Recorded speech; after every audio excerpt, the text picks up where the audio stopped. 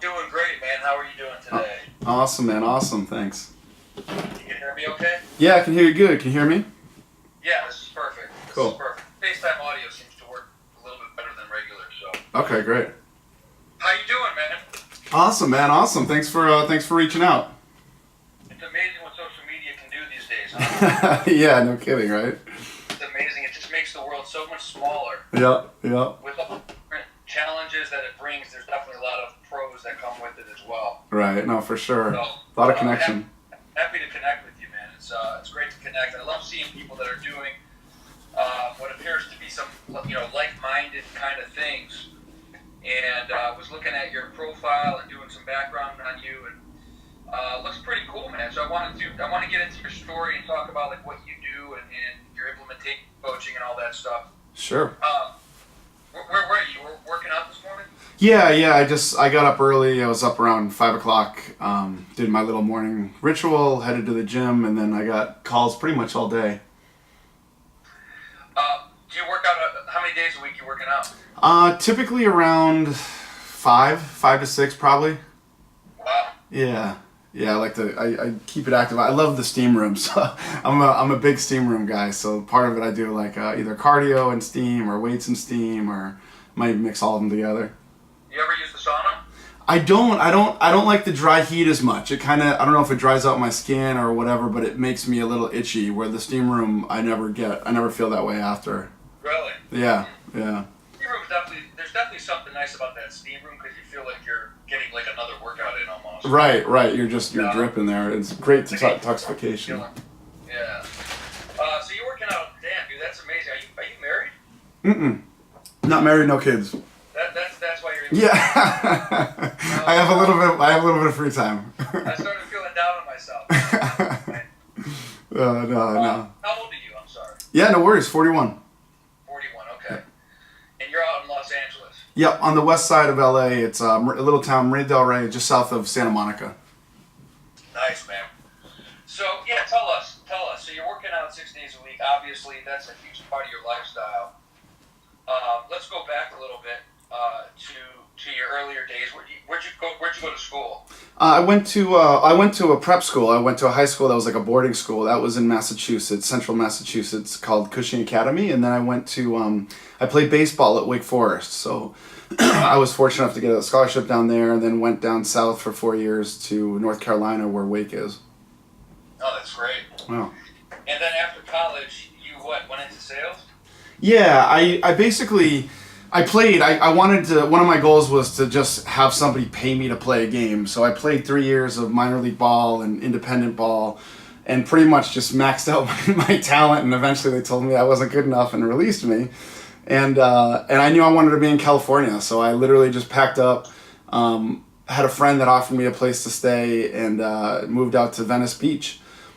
Stayed out there, didn't know what the heck I was going to do, and was pretty much living on savings for a while. And yeah, man, I was at a job fair with a coat and tie on, and I hate coat and ties. I'm a warm-blooded guy, so I sweat a lot. And went to a job fair, was literally calling my mom, being like, "This sucks, I'm leaving." And then on my way back out of the job fair, to be brutally honest, there was a really pretty girl at one of the job fair places. I stopped to talk to her and ended up working at that company for like 7-8 years. Wow. Yeah, and it was all sales.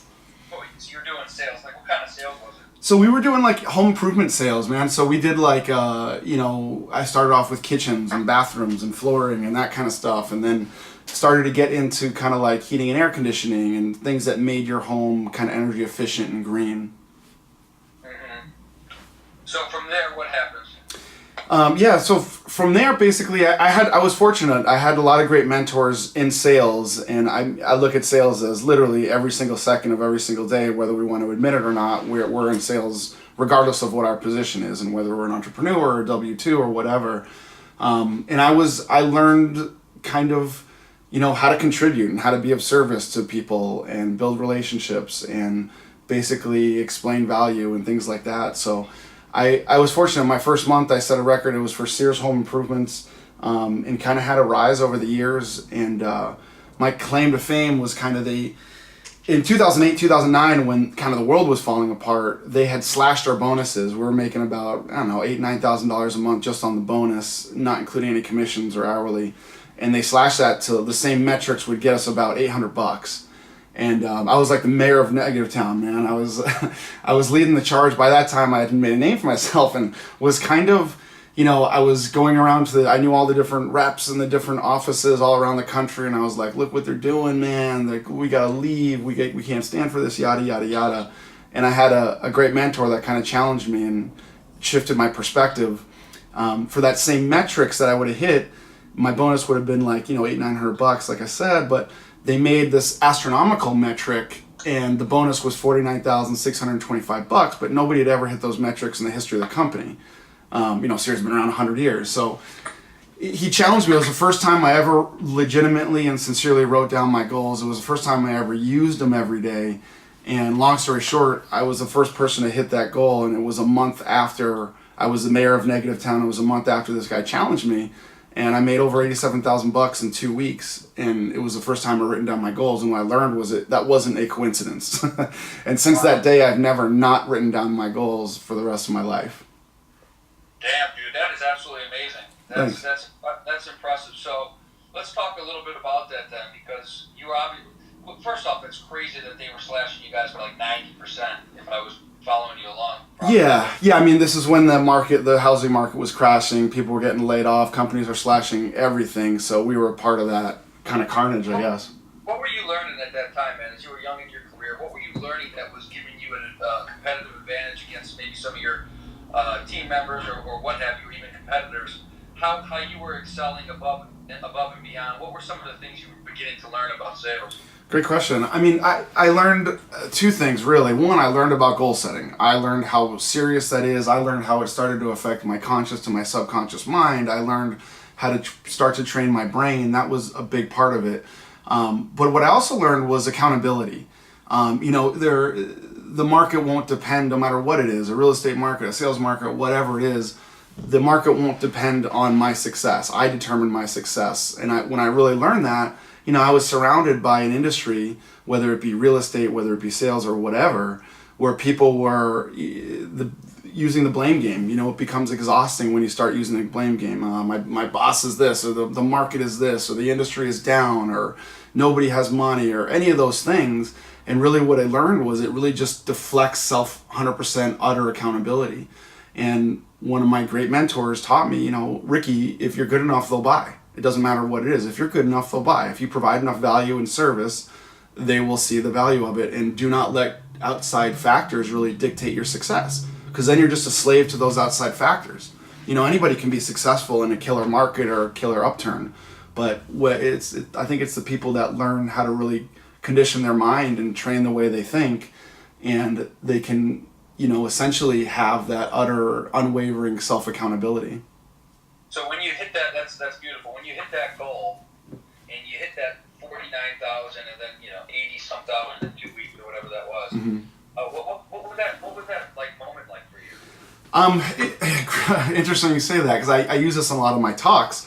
It was incredible, right? Like I remodeled my house. I got a car that I had wanted. I had started to get some of the things that I wanted on my goal sheet.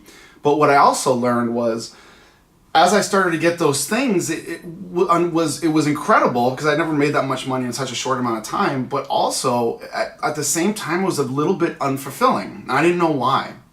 And what I also learned was, it's funny, I use this picture in my talks a lot, but so my dad, he loves to vacuum. It's really strange. Like, he just vacuums the whole house 4 times a week. It's pretty odd. My mom loves it. But he had seen, we had been at my boss's house, and he had seen one of those Dyson vacuums, and he loved it. And he was telling me Rick, this does this, and it has this suction power and all this stuff. And I didn't really identify with it, but because I had made that money in such a short amount of time, I was able to give my dad, those Dyson vacuums are $2,000 for a vacuum. To me, was a colossal waste of money, but to be able to give that to my dad, to have the resources to be able to do that, made him so happy, which made me so happy. Then I started to really learn about fulfillment and contribution, and what I became in terms of a person who understands goal setting and prosperity planning and what I can contribute to other people, that's what I really started to learn about fulfillment and what it meant and how to execute it. So that makes a lot of sense. So and how many years are you into your career at this point? Well, I've been in sales for about 10, 12 years as a COO, director of sales, VP of sales. I've been doing speaking and stuff, but I literally just almost a year ago now started my own company, and I just do the speaking. When you made that bonus, what point of your career were you at? Oh, that was probably 2 years into my career. Okay, wow, that's incredible. So you did the thing for about 8 years, and then is that when you decided to kind of go off on your own, or what forced you to go off on your own, and when did that happen? Yeah, that happened a little bit over a year ago, and I had big positions, and I was a COO, VP of sales, and I had big salaries and bonuses and things like that. So, and equity in these companies, so it was always hard to that was a big carrot. So I was always living extremely comfortable. But what I learned was I started doing a lot of staffing and training, and sometimes I would have inconsistent sales results from the people that I was training. And one of my mentors told me, like, Ricky, what you're missing is you're not teaching the mindset and the prosperity planning first. So when I started teaching mindset and prosperity planning first, the trajectory of success went through the roof because people now had a foundation of accountability, and basically they started to understand how they can create the life that they want. And when they had that foundation, the sales part became easy. So when I learned that and we had a lot of success, I got more fulfillment from the mindset, the prosperity planning, and what I call utopic health than I did from the sales training and the people making money that way. So after I started doing that consistently, I had one experience when I spoke to a real estate company, and one of the ladies came up to me after, and she shared that she implemented part of what I talk about and how it affected her life, her marriage, her kids, and her family. And when that happened, that was it for me. That's when I started my company, and I was like, that feeling that I got from that contribution, helping that person, was like, I want more of that, and I'm become kind of addicted to it. That's beautiful stuff. Thanks. Yeah, but moments in life, man, that will just completely. It's like those aha moments where the light just switches on, and you're going, holy shit, this is my mission. Right. This is my Right. So it took you till about what? Like you were in your late 30s? Yeah. I was my late 30s, and for about 6, 7, 8 years, I was had these big positions and salaries and stuff like that. So I was extremely comfortable, and I basically gave up equity in the company, a huge salary, bonuses, stock options, to go do free gigs. I mean, I started and, I had to build the business. So I basically did free gigs for 4 months and spent a whole bunch of money. So it was like kind of inverse. I went from making a lot of money to spending not much to spending a boatload and not making much in the first 4 months in terms of that business. Right. So you ended up going out on your own, which I assume was, it sounded like it was a no-brainer to you. You were in a comfortable position, though. Still never easy, no matter what. So once you started going out on your own, you said that was about a year ago, man. Tell us exactly about like your business and how you describe yourself. Sure. I look at my business as teaching implementation, and I started investing in myself 6, 7, 8 years ago, and I started spending a lot of money on different conferences and listening to people speak and mentorship and paying people to coach me and all those types of things. So I've gone to so many different conferences and seminars and things like that. And I still remember this. One of the first seminars I went to, there are people just writing feverish notes, on their yellow pad, and they're just taking notes upon notes upon notes. And then at the end of the 2 days or end of the day or whatever it is, I look to my left, I look to my right, and I see these people's notes left at the conference. And these things aren't cheap, man, So it's like, I know there was no change in behavior from that person. So I started to think about motivation and inspiration, and I think that's oftentimes very short-lived. And people get motivated, but they don't necessarily implement. So I consider myself an implementational speaker. So I deal with, number one, conditioning the mind to take action, but it's starting with implementation first. So that will lead to being motivated rather than relying on motivation, which may or may not last. I look at that as an exhaustible resource. Motivation is kind of like a light bulb. At some point, it's going to run out of energy. Whereas implementation, if you consistently implement, then it motivates itself. So I think it's reverse. A lot of times people think, oh man, when I get the house or when I get the car, I'm gonna be happy. It's reverse. It's put yourself in a state of mind of where you're happy and abundant and prosperous first, then you can start to attract and receive those things that you want. So I look at it as implementation as the first step rather than motivation. It's almost like all these people that make their little New Year's resolutions. Right. And, right? It's like a little brief blurb moment in time, and then it falls off for 90%. Oh man, January 1st, man. January 1st. I hate going to the gym on January 1st. It's packed. I gotta wait.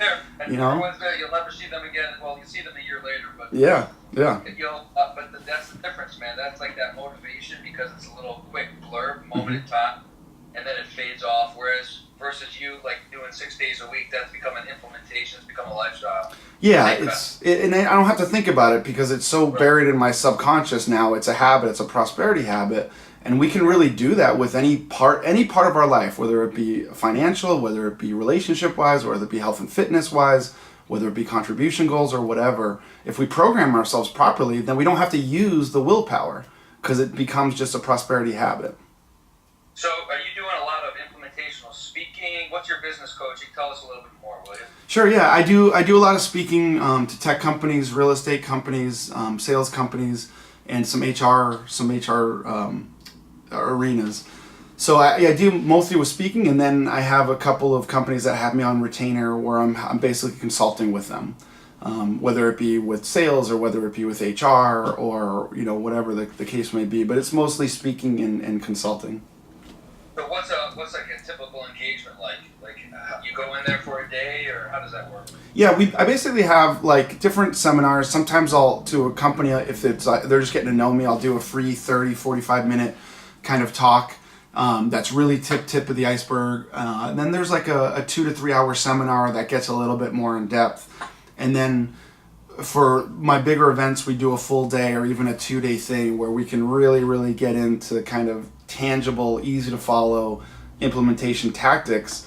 And we make it super interactive where they're walking away with things that they can implement that night, and that's their fun work for that night, is to go home and implement.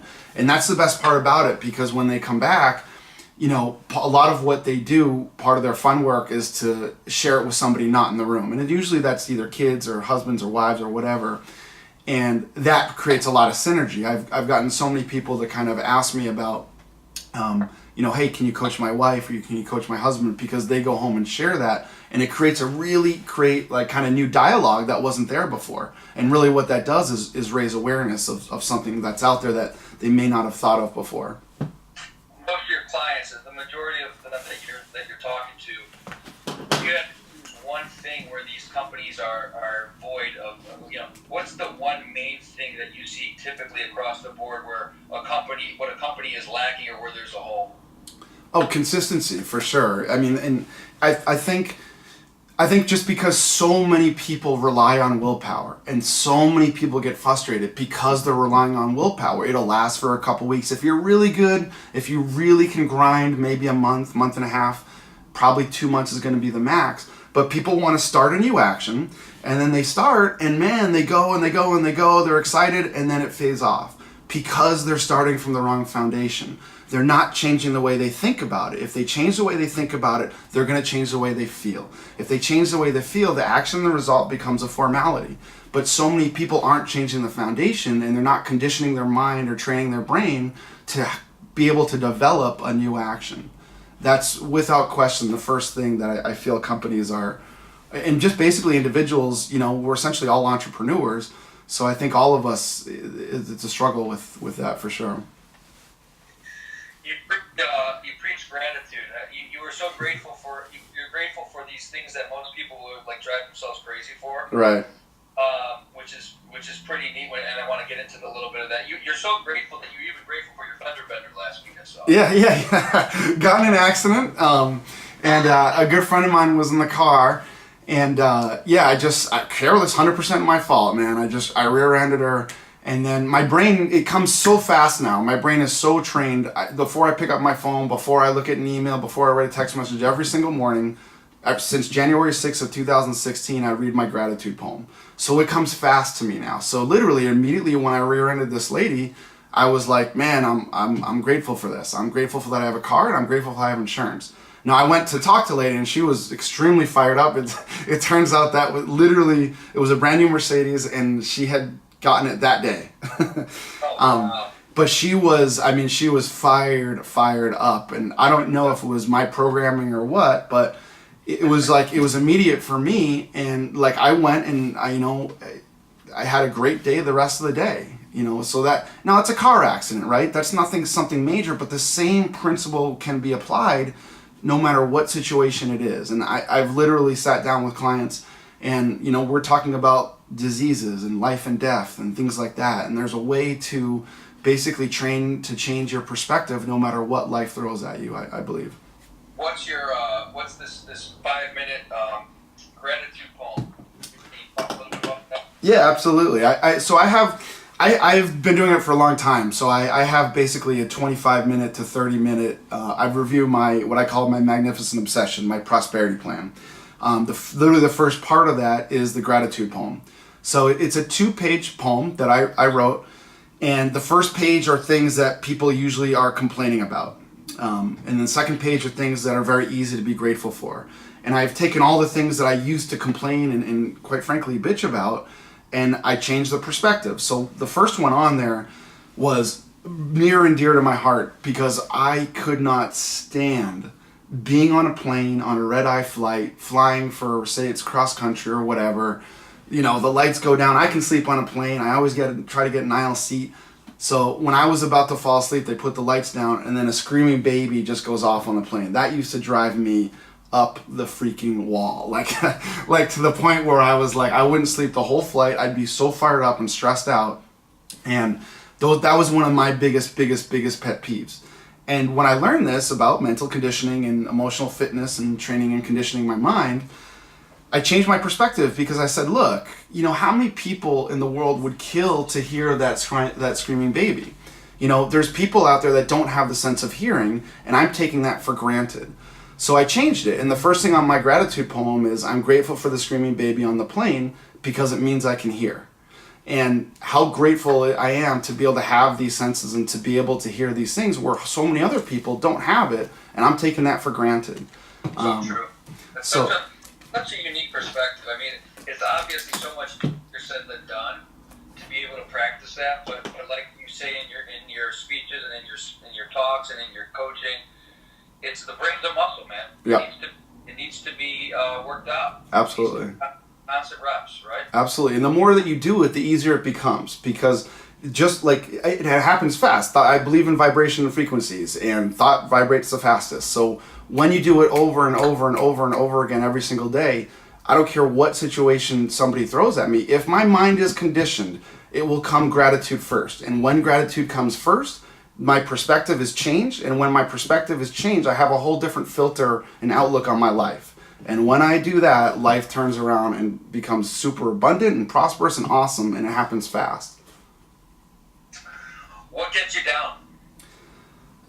Man, that's a great question. Honestly, if it's for a split moment, if it has to do with family or friends that are down, I sympathize with them, but then I look at the opportunity, because no matter what they give me, what a great opportunity is to be able to change somebody's perspective. Not that I don't have bad things happen to me. I'm just like everybody else. Bad things happen to me, all the time. I'm just able to convert that energy at a much quicker pace.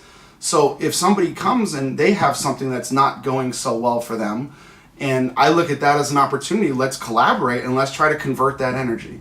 I believe in energy, and it's not about, you have the stimulus that happens, right? And then you have a response. In between that stimulus and that response, we all have a freedom to choose. We can choose with excuse my language, but we can choose with bullshit, or we can choose with greatness. So if we consistently choose with greatness, it's almost like those things don't affect me, because I see opportunity in everything, because my mind is conditioned to see that. And when that happens, it's just, life becomes easy and awesome. And then what also happens is it becomes easy and awesome for the people around you, and they start asking you questions, man, like, what are you doing and how are you doing it?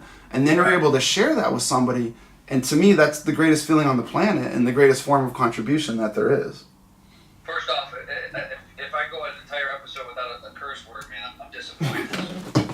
Oh man, I just put up my water. That's funny. Sometimes I have to keep it under control a little bit. No, not on this show, buddy. Not on this one. But back to that. So people that are listening, how do they begin implementing this life of gratitude and this type of mindset? What would you suggest? I mean, look, man, I think gratitude is the absolute core of everything. Everything. I think that's the number one place to start because it's so easy and it's so free. So I would start, part of my fun work whenever I do a seminar is start small. So I would write a 1 or 2 line gratitude poem and read it every single day for 30 days. Okay. And I would take the number one thing that you cannot stand. For me, it was that screaming baby on the plane. I could not stand it. But I had to ask myself, what's the positive side of that? Napoleon Hill called it the seed of equivalent benefit. So what is the benefit of that? And I kept asking myself that question. It took a while for me to answer it, but I kept asking myself, and I was like, well, I can hear. That's pretty cool. There's a lot of people that can't hear. So I would say to start to shift that perspective is to, number one, don't underestimate the power of gratitude. Because it's so simple, people just, they don't even pay attention to it. They say, yeah, gratitude's great, but they don't implement it or deploy it on a consistent basis because they don't understand the power of it. Yeah, that's so true. It's so hard, man, especially in today's day and age. People are fighting fights every single day and trying to find happiness or some kind of inner peace and balance in their life. And it's so hard to do. But just like anything else, if you implement it, it'll take time. Right. But when you implement those kind of thoughts and practices, it's no different than doing meditation, I'd imagine. Yeah. Right? That's the exact same thing. I mean, I call it, some people call it meditation, some people call it prayer, whatever you think it may be. I like visualization. I like to think that it's visualizing.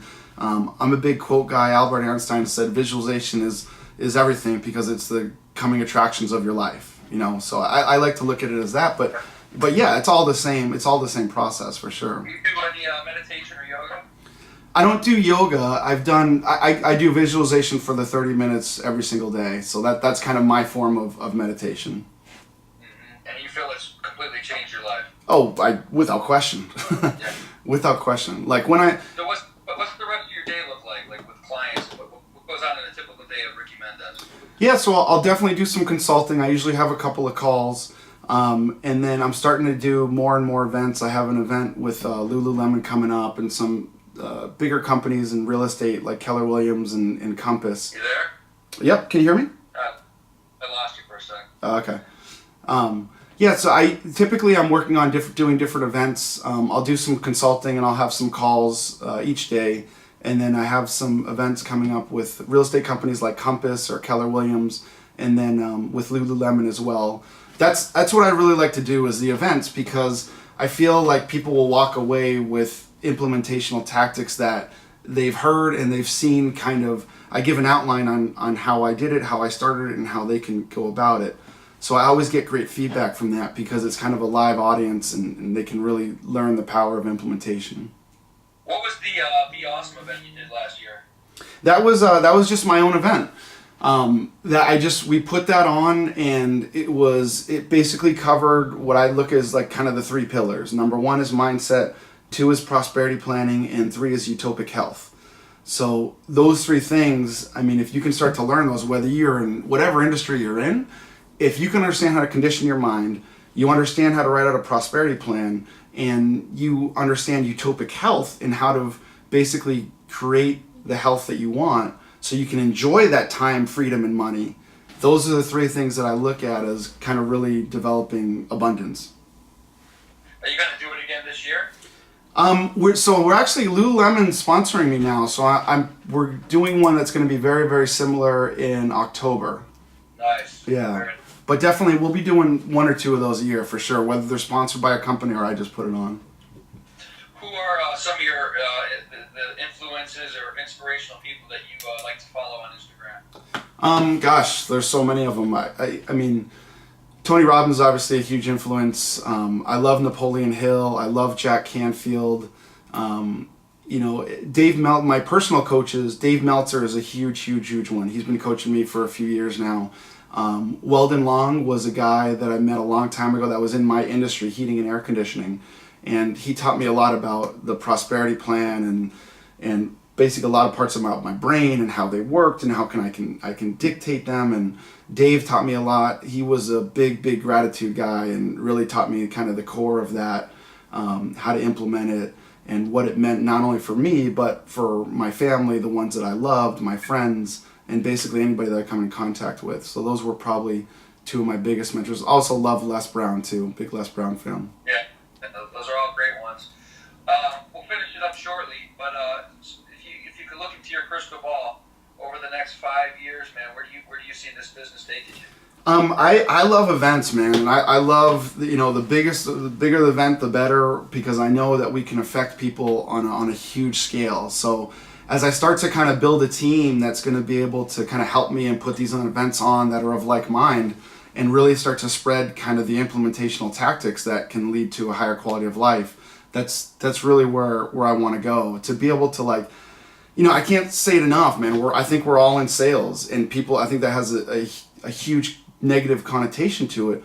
But I think the first thing that we got to sell when we get up is us. Like how awesome this life is, how much opportunity I have, all the support that I have. People may not have support from their friends or family, but they have access to books, they have access to videos, they have access to mentors.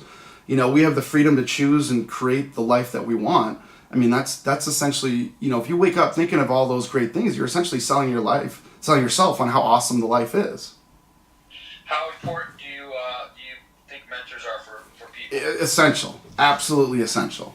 And those are resources upon resources upon resources on how to create an incredible life. I mean, you don't have to reinvent the wheel. This isn't necessarily my stuff. This is just bits and pieces that I got from mentors that maybe I put my own little twist on it. And again, if we sell ourselves on, I have the ability to read, I have the ability to learn, I have the power to ask questions, I have the power to ask for help, I have the power to portray gratitude. When I learned the things that my mentors did and then I implemented them, it changed everything. So I think sometimes people, they're afraid to ask for help and they're afraid to seek mentorship because they think it might come from weakness, but it actually comes from strength. Somebody has done, and when I started to meet these people, the best thing that I learned was their mission was to help empower others to empower others. So that's kind of the best way I can pay them back, is basically help live out their mission. No, it's beautiful stuff, man. Thanks. It's great stuff, and it's all about that mindset. It's amazing how powerful the mind is for all of us. Yep. We get to set it up the way we want to. Again, like you said, unless there's something catastrophic in our lives that have happened. Like this past week, I was struck with pneumonia. Gotcha. And I was in San Antonio in a hotel room, and I'm going, holy shit, I've never had this kind of sickness in my life. And I didn't even realize I had it. Right. And I'm sitting there all week long just completely struggling, and I'm going, holy shit, this is what, if you have no quality of life, or if you have no health, you have no safety, dude, it doesn't matter what you have nothing. Right.